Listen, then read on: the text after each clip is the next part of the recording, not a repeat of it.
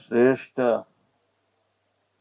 ರಾಜಕಾರಣಿ, ಹಿಂದುಳಿದ ವರ್ಗಗಳ ಚಾಂಪಿಯನ್ ಎಂದೇ ಕರೆಸಿಕೊಂಡಂತ ನಮ್ಮೆಲ್ಲರ ಆರಾಧ್ಯ ದೈವ ದಿವಂಗತ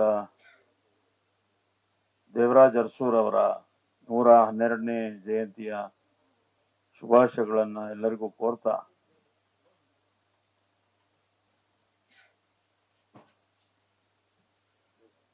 ದೇವರಾಜ್ ಅರಸೂರ್ ಅವರು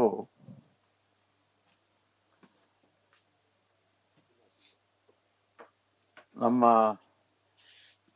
ಕರ್ನಾಟಕ ರಾಜ್ಯದಲ್ಲಿ ಅನೇಕ ಸುಧಾರಣಾ ಕ್ರಮಗಳನ್ನ ಆಡಳಿತದಲ್ಲಿ ಜಾರಿಗೆ ತಂದಂತ ಅದ್ವಿತೀಯ ಒಬ್ಬ ಆಡಳಿತಗಾರ. ಸಮಾಜದ ಎಲ್ಲ ವರ್ಗಗಳಿಗೂ ಕೂಡ ನ್ಯಾಯವನ್ನು ಒದಗಿಸ್ಬೇಕು, ಶೋಷಿತ ಸಮಾಜದವರು, ಧ್ವನಿ ಇಲ್ಲದೆ ಇರೋರಿಗೆ ನ್ಯಾಯ ಒದಗಿಸ್ಬೇಕು ಅನ್ನುವ ಒಂದು ಮಹತ್ತರವಾದಂತ ಆಶಯದೊಂದಿಗೆ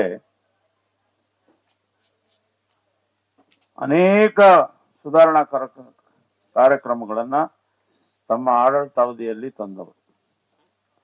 ಇವತ್ತು ನಾವು ಕರ್ನಾಟಕ ಅಂತ ಏನ್ ಕರಿತೀವೋ ಅದು ನಾಮಕರಣ ಮಾಡೋದಕ್ಕೂ ಕೂಡ ಅವರ ಕಾಲದಲ್ಲೇ ನಾಮಕರಣ ಆಗಿತ್ತು. ಅದಕ್ಕೆ ಮುಂಚೆ ಮೈಸೂರು ಅಂತ ನಮ್ಮ ಮೈಸೂರು ರಾಜ್ಯ ಆಗಿತ್ತು. 1973ನೇ ಇಸ್ವಿನಲ್ಲಿ ಕರ್ನಾಟಕ ಅಂತೇಳಿ ನಾಮಕರಣ ಆಯ್ತು. ಅದಾದ್ಮೇಲೆ ಅವರು ತಮ್ಮ ಆಡಳಿತಾವಧಿಯಲ್ಲಿ ಆಗಲೇ ನಮ್ಮ ಜಯಣ್ಣವ್ರು ಹೇಳ್ದಂಗೆ ಇಂದಿರಾ ಗಾಂಧಿ ಅವರ ಕಾಲಘಟ್ಟದಲ್ಲಿ 20 ಅಂಶಗಳ ಕಾರ್ಯಕ್ರಮ, ಬಡವರಿಗೆ ಗರೀಬಿ ಹಠಾವೋ ಅನ್ನೋ ಸ್ಲೋಗನ್ ನೊಂದಿಗೆ ಏನು ಬಡವರಿಗೆ ಅನೇಕ ಕಾರ್ಯಕ್ರಮಗಳು,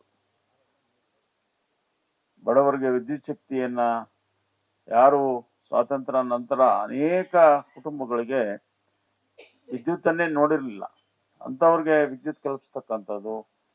ಆಮೇಲೆ ಜೀತ ಪದ್ಧತಿ ಜಾರಿಲಿತ್ತು. ಜೀತ ಅಂದ್ರೆ ಒಂದು ವರ್ಷ ಪೂರ್ತಿ ಒಬ್ಬ ಹೋಗಿ ಒಂದು ಮನೆಯಲ್ಲಿ, ಅನುಕೂಲಸ್ಥರ ಮನೆಯಲ್ಲಿ ದುಡಿತಾ ಇದ್ರೆ ಅವ್ರಿಗೊಂದು 2 ಜೊತೆ ಬಟ್ಟೆ, ಊಟ, ಒಂದು 500, ಒಂದು 200-300 ರೂಪಾಯಿ, ಬನ್ನಿ ಮಂಜು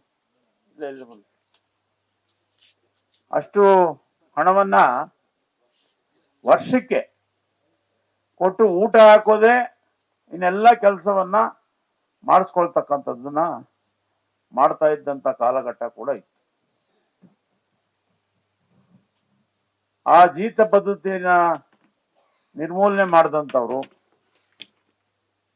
ದೇವರಾಜ್ ಅರಸು. ಆಮೇಲೆ ಅತ್ಯಂತ ಅಮಾನವೀಯ ಪದ್ಧತಿ, ಮನುಷ್ಯರ ಮಲವನ್ನ ಮನುಷ್ಯರೇ ಹೊರತಕ್ಕಂತ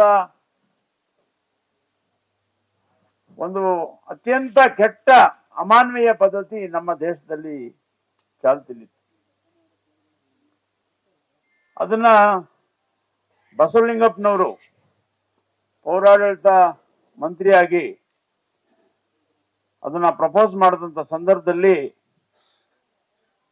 ಆ ಮಲವರ್ವ ಪದ್ಧತಿಯನ್ನ ನಿರ್ಮೂಲನೆ ಮಾಡಿದಂತ ಕೀರ್ತಿ ದೇವರಾಜ್ ಅರಸರ ಮುಖ್ಯಮಂತ್ರಿಗಳಾಗಿದ್ದಂತ ಸಂದರ್ಭದಲ್ಲಿ ಬಿ ಬಸವಲಿಂಗಪ್ಪನವರು ಆ ಒಂದು ಕಾನೂನನ್ನ ತರಬೇಕು ಅಂತ ಹೊರಟಾಗ ದೇವರಾಜ್ ಅರಸರವರು ಅದಕ್ಕೆ ಒಪ್ಪಿ ಅದನ್ನ ನಿಷೇಧ ಮಾಡಿದ್ರು. ಎಲ್ಲಕ್ಕಿಂತ ಮುಖ್ಯವಾಗಿ ಇವತ್ತು ಬೇರೆಲ್ಲ ರಾಜ್ಯಗಳಿಗಿಂತ ಕರ್ನಾಟಕದಲ್ಲಿ ಮಧ್ಯಮ ವರ್ಗದವರ ಸಂಖ್ಯೆ ಜಾಸ್ತಿ ಇದೆ. ಈಗ ನೆರೆಯ ಆಂಧ್ರ ಪ್ರದೇಶದಲ್ಲಾಗ್ಲಿ ಅಥವಾ ಬೇರೆ ಬೇರೆ ರಾಜ್ಯಗಳಲ್ಲಿ ಭೂಮಾಲೀಕರು ಇದ್ದಾರೆ. ಭೂಮಾಲೀಕರು ಬಿಟ್ರೆ ಅತ್ಯಂತ ಕಡು ಬಡವರು, ಮಧ್ಯಮ ವರ್ಗದವರು ಕಡಿಮೆ. ಆ ರೀತಿ ಪರಿಸ್ಥಿತಿ ಅಲ್ಲೇ ರಾಜ್ಯಗಳಲ್ಲಿ ಇವತ್ತಿಗೂ ಇದೆ. ಆದರೆ ಕರ್ನಾಟಕದಲ್ಲಿ ಭೂ ಸುಧಾರಣಾ ಒಂದು ಕಾರ್ಯಕ್ರಮಗಳನ್ನ ಜಾರಿಗೆ ತಂದು ಉಳುವವನೇ ಭೂಮಿ ಒಡೆಯ, ಯಾರು ಗೇಣಿದಾರರಿದ್ರೋ ಅವರೆಲ್ಲರಿಗೂ ಕೂಡ ಅವರು ಯಾರು ಭೂಮಿಯನ್ನ ಗುತ್ತಿಗೆಗೆ ತಗೊಂಡು ಉಳ್ತಾ ಇದ್ರು ಅವ್ರಿಗೆ ಒಂದು ಒಡೆತನ ಬರ್ತಕ್ಕಂಥ ಕಾನೂನನ್ನ, ಒಂದು ಕ್ರಾಂತಿಕಾರಿ ಕಾನೂನನ್ನ ಜಾರಿಗೆ ತಂದು ಇಡೀ